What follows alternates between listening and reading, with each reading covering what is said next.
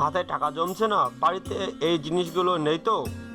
আপনাদের ভালোবাসায় সিক্ত হয়ে নিউজ বাংলা টেলিভিশনে এখন 1 লক্ষ সাবস্ক্রাইবার পূর্ণ হয়েছে।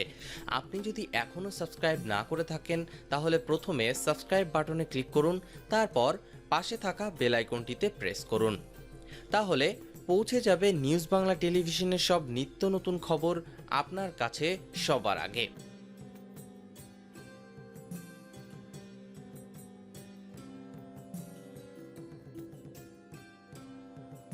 মাসের প্রথম দিকে প্রায় সব মানুষের কাছে বেশ কিছু টাকা হাতে আসে, কিন্তু মাস ফুরানোর আগেই সব টাকা শেষ হয়ে যায়।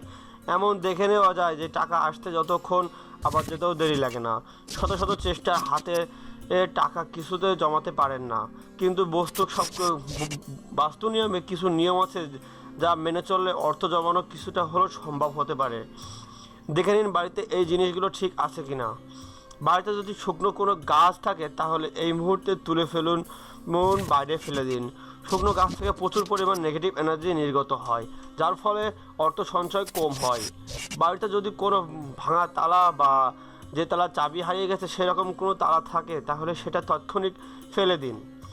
এই ধরনের তালা বাড়িতে থাকলে অর্থ সঞ্চয় ভীষণভাবে বাধার সৃষ্টি হয়।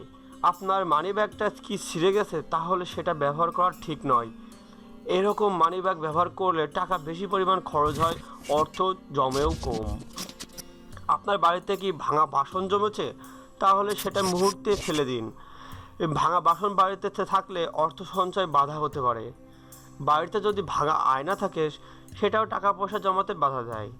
বাড়িতে ভাঙা আয়না রাখা ভীষণভাবে ক্ষতিকারক। বাড়িতে নকল টাকা বা বাচ্চাদের খেলনা টাকা যদি থাকে তাহলে সেটা না রাখাই শ্রেয় বলে মনে করা হয়, কারণ নকল টাকা আসল টাকা আসতে বাধা সৃষ্টি করে। তো বন্ধুরা, এই ছিল আজকের ভিডিওটি ভালো লাগলে লাইক করুন, কমেন্টে আপনাদের মতামত জানান, ফেসবুকে আপনার বন্ধুদের সাথে অবশ্যই শেয়ার করুন। ধন্যবাদ।